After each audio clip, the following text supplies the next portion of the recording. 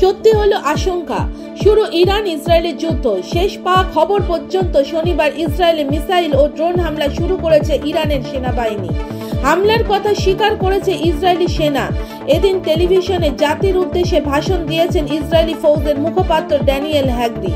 তিনি বলেন, Iran drone ও missile হামলা শুরু করেছে। আমরা সমস্ত ধরনের পরিস্থিতির জন্য তৈরি। ঘন ঘন সাইরেনে কাঁপছে ইহুদি দেশটির একাধিক শহর। জেরুজালেমে বেশ কয়েকটি বিস্ফোরণের শব্দ শোনা গিয়েছে।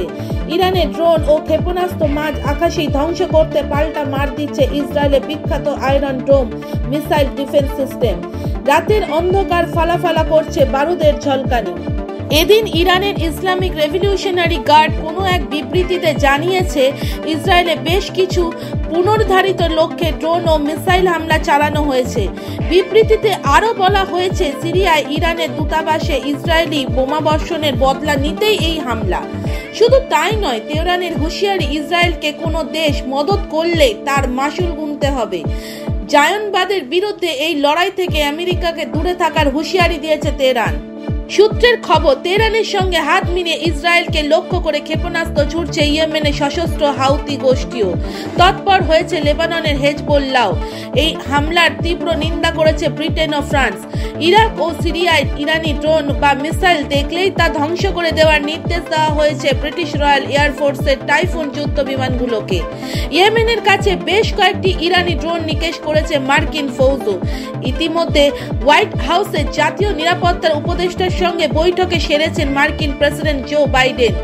এক্স হ্যান্ডেলে ইসরায়েলের পাশে দাঁড়িয়ে যে কোনো হামলা রুখে দেওয়া হবে বলে জানিয়েছেন তিনি।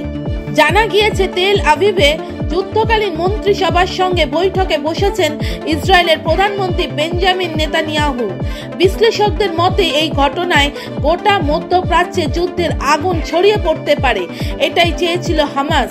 মধ্যপ্রাচ্যের মুসলিম দেশগুলি যাতে একসঙ্গে ইসরায়েলের ওপর হামলা চালায়, সেই চেষ্টাই করছিল প্যালেস্তিনীয় জঙ্গি গোষ্ঠীটি। এর মধ্যে গত 1 এপ্রিল সিরিয়ায় ইরানের দূতাবাসে ক্ষেপণাস্ত্র হামলা চালায় ইসরায়েল। অন্তত 13 জন প্রাণ হারান।